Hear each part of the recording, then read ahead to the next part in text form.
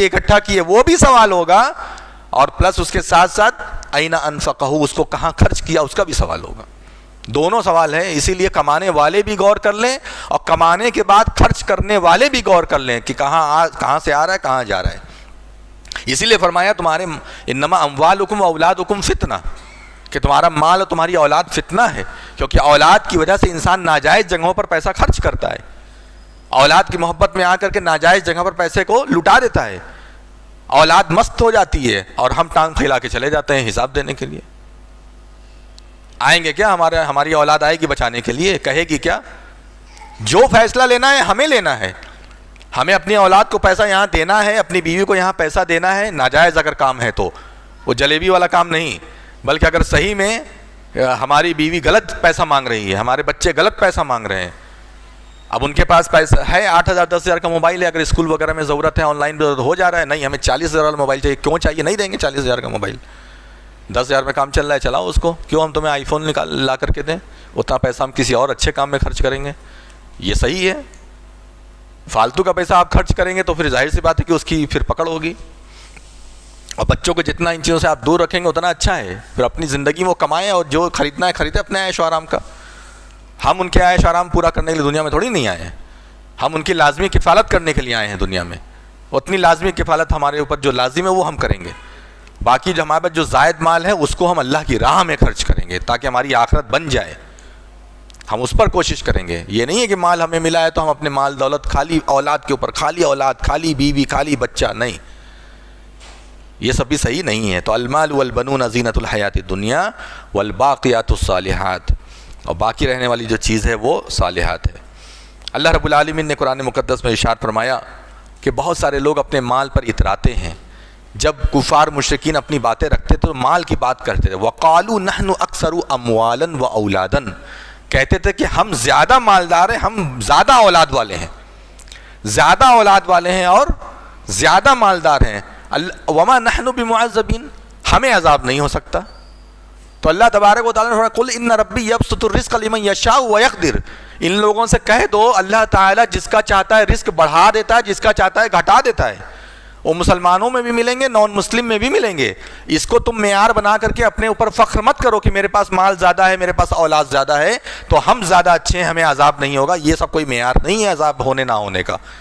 تمہارے اعمال کے حساب سے عذاب ہوگا یا نہیں ہوگا. عمل سے زندگی بنتی ہے، جنت بھی جہنم بھی. یہ خاکی اپنی فطرت ہے، نہ نوری ہے نہ ناری. عمل سے زندگی بنتی ہے، جیسا عمل کرو گے ویسا کرو. یہ خاکی اپنی فطرت ہے. ہم مٹی ہیں، مٹی، آدم کی اولاد، نہ نوری ہے نہ ناری. نور سے مراد فرشتے کہ کبھی جہنم میں جائیں گے ہی نہیں. ہم نور نہیں ہیں، فرشتے نہیں ہیں. فرشتے ہمیشہ اچھا کام ہی کریں گے، کبھی غلط کام کر نہیں سکتے. نہ ناری اور آگ والے بھی نہیں ہیں. آگ سے مراد یہاں پہ کون ہے؟ ابلیس. ہاں، ہم نہ نور ہے نہ ناری ہیں، نہ ابلیس ہے نہ فرشتے ہیں، بلکہ ہم کیا ہیں؟ انسان ہیں. ہمارا عمل جیسا رہے گا ویسا فیصلہ اللہ تعالیٰ کی طرف سے ہوگا. تو یہ تو جناب آپ کے سامنے ہم نے ذکر کیا مذموم جو مال دولت ہے جس کی مذمت کی گئی ہے. اب ہمارے اس تقریر کا دوسرا حصہ ہے مسلم مالدار، اور وہ مالدار جن کے مال کی جو ہے تعریف کی گئی، جن کے مال کی عزت کی گئی، اور جن کا مال انشاءاللہ انہیں قیامت کے دن بچائے گا. ایسا عمل انہوں نے کیا ہے کہ ان کا مال اتنا بہترین عمل بن کر ان کے سامنے آئے گا کہ انشاءاللہ انہیں جہنم سے بچائے گا. کیا آپ نے وہ حدیث نہیں سنی جس میں اللہ کے رسول صلی اللہ علیہ وسلم نے فرمایا کہ 2 آدمی پر رشک کیا جا سکتا ہے. رشک کا مطلب ہوتا ہے واہ کہنا. اور وہ 2 کون ہیں؟ ایک حافظ و عالم جس کو اللہ نے قرآن کا علم دیا، وہ علم لوگوں کو بانٹ رہا ہے، لوگوں کو علم دین سکھا رہا ہے. تو سننے والا کہے کاش کہ مجھے بھی ایسا علم ہوتا تو میں بھی یہ کام کرتا. تو یہ جائز ہے فخر کرنا. اور دوسرا فخر کیا ہے؟ مالدار. اللہ نے کسی کو مال دیا، وہ دن رات اللہ کی راہ میں خرچ کر رہا ہے. دیکھنے والا کہے اللہ تعالیٰ اگر مجھے بھی اتنا دیتا تو میں بھی دن رات ایسے اللہ کی راہ میں خرچ کرتا. تو واہ کہے واہ، اللہ نے اس کو کتنا اچھا، یعنی مال دولت بھی اللہ نے اس کو دی ہے اور اس کو کتنا اچھا دل دیا ہے. دل رہے گا تبھی تو خرچ ہوتا ہے نا، ورنہ کیسے خرچ ہوتا ہے؟ مالداروں کی کمی ہے کیا؟ کوئی کمی نہیں ہے. 10,000 روپے چندہ اتارنا مشکل ہو جاتا ہے لاکھوں لوگوں کے بیچ میں جب دل نہ ہو تو. اور جہاں پہ دل ہو وہاں پہ 10 لاکھ چندہ اتارنا 1 منٹ کا کام ہے. سب دل کے اوپر ہوتا ہے. مالدار اللہ نے بہت رکھے ہیں اس قوم میں. ایسا نہیں کہ سب جگہ فقیر پنچر چھاپ ہیں جیسا کہ لوگ بولتے ہیں, ایسا نہیں ہے. اللہ تعالیٰ نے اس قوم میں بہت کچھ دیا ہے, بہت کچھ عطا فرمایا ہے. لیکن کبھی کبھی 10-10 ہزار روپے چندہ اتارنا مشکل ہو جاتا ہے, 5-5 ہزار روپے کے لالے پڑ جاتے ہیں, نہیں ہو پاتا, نہیں کوئی دیتا دل سے. اور کبھی کبھی ایسا آتا ہے کہ ایک ایک منٹ میں ایک اعلان پر جو ہے 10-10 لاکھ اکٹھا ہو جاتے ہیں. تو کون جس کو دل اللہ تعالیٰ نے دیا ہے, جب دل اللہ تعالیٰ دیتا ہے تو دیکھیے آپ اس کو. تو اس کے بعد کون سا مال زیادہ یعنی تعریف کے لائق ہے؟ اللہ تبارک و تعالیٰ نے قرآن میں سورہ بقرہ میں ایک جگہ اشارہ فرمایا وَآتَ الْمَالَ عَلَىٰ حُبِّهِ, وہ لوگ جو اپنے مال کی محبت کے باوجود اسے خرچ کرتے ہیں. اس مال کی یعنی جو ہے تعریف کی گئی ہے, اس مال کی مدح کی گئی ہے اور اس انسان کی مدح کی گئی ہے. محبت ہے ہمیں مال کی, لیکن پھر بھی ہم اللہ کی راہ میں خرچ کر رہے ہیں. قرآن میں اللہ تعالیٰ نے ایک آیت فرمائی, 4 پارہ یہاں سے شروع ہوتا ہے لَن تَنَالُوا الْبِرَّ حَتَّىٰ تُنْفِقُوا مِمَّا تُحِبُّونَ, تم لوگ اس وقت تک نیکی تک نہیں پہنچ سکتے جب تک کہ اپنی محبوب ترین چیز اللہ کی راہ میں خرچ نہ کر دو. ابو طلحہ انصاری رضی اللہ تعالیٰ عنہ نبی صلی اللہ علیہ وسلم کے پاس آئے, انہوں نے کہا اللہ کے رسول صلی اللہ علیہ وسلم میرے پاس ایک باغ ہے اور یہ باغ جو ہے بڑا بہترین, مجھے بہت محبوب ہے. اللہ تعالیٰ فرما رہا ہے کہ محبوب ترین چیز خرچ نہ کر دو تب تک تم نیکی کو نہیں پہنچ سکتے. یہ میرا باغ اللہ کی راہ میں. نبی صلی اللہ علیہ وسلم نے بولا کہ یہ تو بڑا بہترین باغ ہے تمہارا, اور اس کی یعنی ایک کاسٹ ہے اس کی اچھی خاصی, اور اس کا بہت ویلیو ہے اس کی. تم ایک کام کرو, تم اپنے غریب جو رشتہ دار ہیں ان میں بانٹ دو اس کو. یعنی نبی صلی اللہ علیہ وسلم نے اپنے مال غنیمت میں اس کو نہیں لیا, مال غنیمت نہیں بلکہ بیت المال میں اس کو نہیں لیا, بلکہ کہا کہ اپنے جو رشتہ دار تمہارے غریب یا اس طرح کے اس میں ان کو بانٹ دو. آپ دیکھیے ایک آیت نازل ہوتی تھی اور صحابہ اکرام کا دل دیکھیے کتنا بڑا دل ہوتا تھا ان لوگوں کا کہ ایک آیت پر اپنے سب سے محبوب ترین باغ بغیچہ وہ اللہ کی راہ میں خرچ کرنے کے لیے چلے آئے. تو یہ مالدار, ان مالداروں کی تعریف کی گئی ہے. ارے بغیر مالداروں کے کچھ ہونا ہے کیا؟ ایک کام بغیر مالداروں کے آپ کرا کے دکھا دیجئے. ایک کام, جس کام میں پیسے لگنے ہیں اس کام میں مالداروں کے بغیر کچھ نہیں چلتا. اسلام میں ہر ایک کی عزت ہے, ہر ایک کا احترام ہے. اگر مالدار لوگ اپنا مال نہ خرچ کریں, جیسے میں نے بتایا نا 10,000 5,000 بھی کبھی مشکل ہوتا ہے, کب جب انسان تنگ کر دیتا ہے نہیں خرچ کرتا, تو ایسی حالت میں اس کے لیے وہ پریشانی کا سبب بن جائے گا معاملہ. لیکن بغیر مال کے کچھ ہوتا نہیں ہے. اللہ تعالیٰ مالداروں کو بھی جزائے خیر دے, ہاں کہ ان لوگوں نے بھی بڑا کام کیا. اب جیسے کسی مدرسے کو مان لیجیے 1 کروڑ روپیہ سالانہ کی بجٹ ہے, تو وہ کون خرچ کرتا ہے؟ فقیروں کے یا کم جو پیسے والے ہیں ان کے پیسے سے, ان کے زکوٰۃ سے اتنا نہیں ہو پاتا, ان کے تعاون سے خیرات سے اتنا نہیں ہو پاتا. جو بڑے بڑے لوگ سالانہ اکٹھا 10 لاکھ 5 لاکھ کا چندہ دیتے ہیں, اکٹھا اٹھا کر کے سالانہ دے دیتے ہیں, تبھی نا بڑے بڑے مدرسے چل رہے ہیں. بھائی کیسے چل رہے ہیں؟ آپ کو اندازہ ہے مدرسوں میں 15 20 ہزار بچے پڑھتے ہیں. روزانہ کی خوراکی آپ خالی دیکھ لیجئے, کھانے کا دیکھ لیجئے کتنا کھا رہے ہیں, کتنے لائٹ پنکھا یہ وہ دنیا بھر کے خرچے, اور ملازمین وہاں جو کام کر رہے ہیں, جو موظفین ہیں, اسٹاف ہیں, ان لوگ جو کام کر رہے ہیں ان کی تنخواہ دی جا رہی ہے, تنخواہ بھی اچھی دی جا رہی ہے. کہاں سے اتنا پیسہ آ رہا ہے؟ گورنمنٹ کا تو کوئی سپورٹ ہے نہیں. گورنمنٹ تو چاری کیسے بند کرو اسے, وہ تو دن رات بند ہی کرنے پہ دماغ لگا رہے ہیں. کہاں سے دماغ نکالیں کہ سپریم کورٹ بھی نہ روک سکے ہمیں, وہ تو بیچ میں کورٹ آ جا رہا ہے تو کچھ معاملہ حل ہو جا رہا ہے. ورنہ ان لوگوں کا بس چلے تو وہ گھر کو نہ بلڈوزر چلائیں, مسلمانوں کے اوپر بلڈوزر چلا دیں لٹا کر کے. یہ تو اتنے نفرت میں جو ہے ڈوبے ہوئے ہیں, ان کا دل جگر گردہ سب سڑ چکا ہے مسلمانوں سے نفرت میں. وہ تو بیچ میں اللہ کا شکر ہے اللہ کی مدد آ جا رہی ہے کہ بیچ میں کبھی کورٹ آ جا رہا ہے, کبھی سپریم کورٹ, کبھی ہائی کورٹ, کبھی کچھ پبلک آ جا رہی ہے جس کی وجہ سے یہ رک جا رہے ہیں. ورنہ نفرت ان کے اندر بہت زبردست آ چکی ہے. تو یہ مالداروں سے ہی ہو رہا ہے. چندہ اتارے جاتے ہیں, اس کے بعد اس سے کام ہوتا ہے, اور فکس چندے, فکس اماؤنٹ آتا ہے باقاعدہ الحمدللہ مدرسے کو. لوگ جو چندہ کرنے والے لوگ ہیں فکس اماؤنٹ دیتے ہیں, لاکھوں روپے دیتے ہیں, جن کے بندھے ہوئے ہیں لاکھوں روپے ہر سال کے. تب اتنے بڑے بڑے ادارے چل رہے ہیں. مسجد, اس مسجد کی ہی آپ بات کر لیجئے. اس مسجد کو جن لوگوں نے بھی ڈونیشن دیا, زمین بنی, زمین کس نے دی ہے؟ ظاہر سی بات ہے 5,000 مہینہ کمانے والے نے زمین دی نہیں ہوگی, ایسا تو نہیں ہے. اللہ تعالیٰ بس جزائے خیر دے. جن لوگوں کا بھی حصہ ہے اس میں, کسی بھی طریقے سے حصہ ہے, چاہے کنسٹرکشن میں ہے, چاہے وقت دینے میں ہے, چاہے مال دینے میں ہے, چاہے زمین دینے میں ہے, اللہ تعالیٰ سب کو جزائے خیر عطا فرمائے. دنیا میں بھی اللہ تعالیٰ انہیں جزائے خیر, جن کی وفات ہو گئی اللہ تعالیٰ انہیں کروڑ کروڑ جنت نصیب فرمائے. کیونکہ یہ سب کام ہلکے پھلکے کام نہیں ہیں. 5,000 10,000 महीना कमाने वाला आदमी ज़िंदगी बस सोचते सोचते दुनिया से चला जाएगा, मस्जिद बनाना है बनाना है बनाना है। हम लोग जब LADs हुए अपने यहाँ बनारस में आज से 20 साल 18 साल पहले, यही मालदारों ने हम लोग को ज़मीन बना के दे दिया। 8-10 मालदार खड़े हुए, ज़मीन खरीदी, कंस्ट्रक्शन कराया, लो पकड़ो मस्जिद। हम लोग के बस में था ज़मीन लेना, मस्जिद बनाना, कुछ नहीं था हमारे बस में। लेकिन अल्हम्दुलिल्लाह यही 8-10 मालदार लोग खड़े हुए हैं बनारस के, उन्होंने हम लोगों को मदद की और हम लोग को कोई चंदा भी नहीं करना पड़ा। मोहब्बत थी, चूँकि शहर भी वही था, इलाका भी वही था, उन लोगों ने इकट्ठा करके पूरा बना के दे दिया। तो मालदारों की भी कदर करनी चाहिए। ये नहीं कह रहे वो होगा मालदार अपने घर का होगा, अपने घर जाए जा करके चाड़े। बहुत सारे लोग मालदारों को गाली ही देते हैं और कुछ दुआ तो कभी देते ही नहीं मालदारों को, खाली गाली देते हैं। होगा मालदार अपने घर का होगा, मेरे जूते की नोक पर हैं, ये अल्फाज हैं। जो इंसान अल्लाह की राह में खर्च कर रहा है, पैसा दे रहा है, आप उसके साथ ऐसा बर्ताव भी मत कीजिए। उसका माल खर्च हो रहा है, अगर वो गलती कर रहा है तो आप उसको अच्छे से समझा भी सकते हैं, लेकिन ये कि आप उसको हमेशा बद्दुआ दें, उसकी बुराई करें, ये कोई अच्छी चीज़ नहीं है। तो ये है, अपने माल को उसकी मोहब्बत में खर्च करते हैं। कौन मालदार अच्छा है? जो माल में इतना अंधा ना हो जाए कि दीन को भूल जाए। या अय्युहल्लज़ीना आमनू ला तुल्हिकुम अम्वालुकुम वला औलादुकुम अन ज़िक्रिल्लाह। ऐ ईमान वालो, तुम्हारा माल, तुम्हारी औलाद अल्लाह के ज़िक्र से तुम्हें रोक ना दे।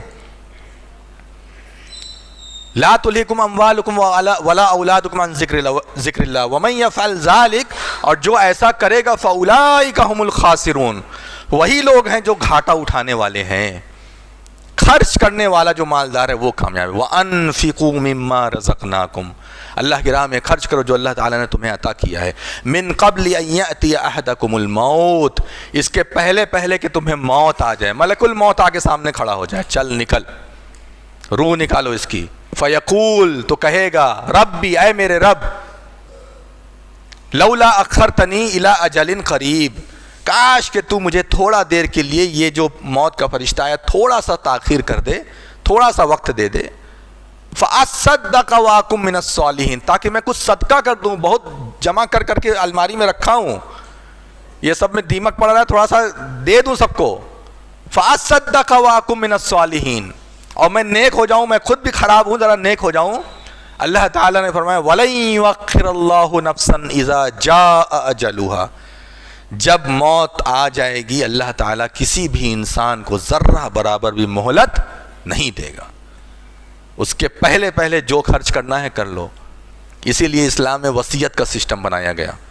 वसीयत 33% आप किसी को भी कर सकते हैं, जिनका हिस्सा आपके प्रॉपर्टी में नहीं बनता। जिनका हिस्सा बनता है उनको आप वसीयत नहीं कर सकते। ला वसीयत ले वारिस, वारिस के लिए कोई वसीयत नहीं है। जिनका हिस्सा नहीं बनता, जो वारिस नहीं है, उनको अगर आप अपने माल में से कुछ देना चाहें तो दे सकते हैं। जैसे मान लीजिए कि आप मस्जिद को देना चाहें, मदरसे को देना चाहें, किसी रिश्तेदार को जो रिश्तेदार गरीब है, या ऐसे ही खुशी में आप किसी को देना चाहें, या इसी तरीके से उलमा वगैरह को अगर देना चाहें अपने प्रॉपर्टी में से, तो अप टू 33%, ज़्यादा से ज़्यादा, इससे ऊपर नहीं जा सकते। 67% आपको अपने आल औलाद के लिए रखना फ़र्ज़ है। 33% के नीचे नीचे 1% भी हो सकता है, 2 भी हो सकता है, बहुत ज़्यादा जाएगा 33%, उससे ज़्यादा नहीं। सुलुस, अरबी में सुलुस कहा जाता है। इतना आपको अल्लाह ताला ने आपकी ज़िंदगी में इख्तियार दिया है। सब बीवी बच्चे के लिए छोड़कर, अगर अल्लाह ने आपको दिया है, नवाजा है, सब बीवी बच्चे के लिए मत छोड़ के जाओ। ये क्या करेंगे कुछ नहीं मालूम, पता नहीं, कभी याद भी करेंगे, आपके नाम से सदक़े जारिया करेंगे भी कि नहीं करेंगे कुछ नहीं मालूम है। ये आपके नाम से किसी नंगे और भूखे को खाना खिलाएंगे या एक टाइम का कपड़ा देंगे या नहीं देंगे, ये भी नहीं मालूम। कोई भरोसा नहीं है हमारी औलाद का, कुछ नहीं है। बस ये इतना तो भरोसा है कि ये लड़ेंगे, ये भरोसा है।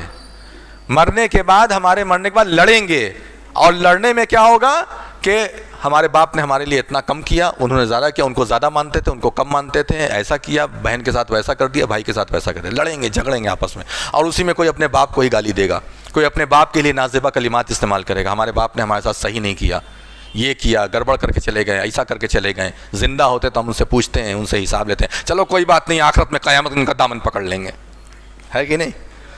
यहाँ तो सबसे अच्छा इलाज है क़यामत के दिन दामन पकड़ने का।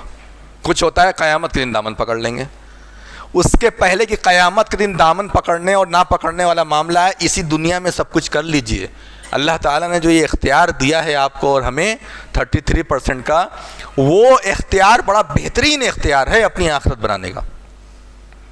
کہ اس کے ذریعے سے آپ اللہ کی راہ میں خرچ کر دیجئے، ایک اچھا ایک بہترین چیز خرچ کر دیجئے، تاکہ وہ آپ کو قیامت میں ایک بہترین ڈھال کی طرح سامنے آ جائے، جہنم کے سامنے ڈھال بن کے آ جائے۔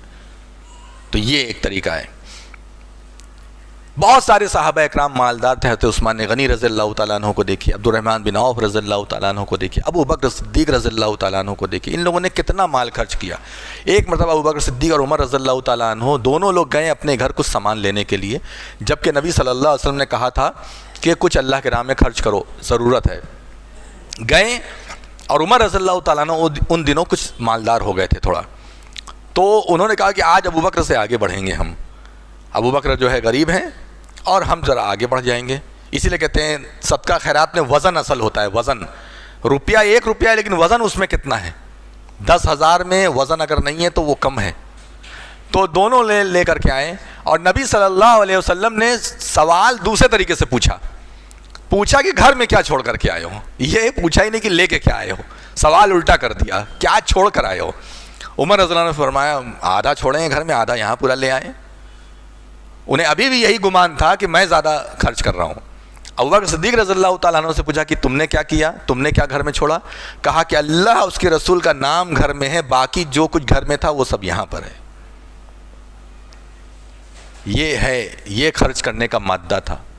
آج بھی اللہ والے بہت سارے ایسے ہیں جن کو اللہ تعالیٰ نے نوازا ہے۔ حیدرآباد میں 1-2 مسجد ایسی ہم نے دیکھی، ایک اکیلے تنہا آدمی زمین بھی خریدا، تنہا آدمی کنسٹرکشن کرایا، تنہا آدمی سارا کام کر رہا ہے، اور پورے جتنے بھی اخراجات ہیں، ایسی کئی مسجد وہاں پہ 2-4 مسجد ہم نے خاص طور سے، اور بھی ہوں گی، اکیلے تنہا آدمی سارا کام، آج بھی 60-70 ہزار 80 ہزار کے آس پاس کے ماہانہ خرچے ہیں، وہ بھی اپنے پاس سے اپنے جیب سے دے رہا ہے، اپنے تنہا، 1 روپیہ چندہ نہیں، 1 روپیہ چندہ نہیں۔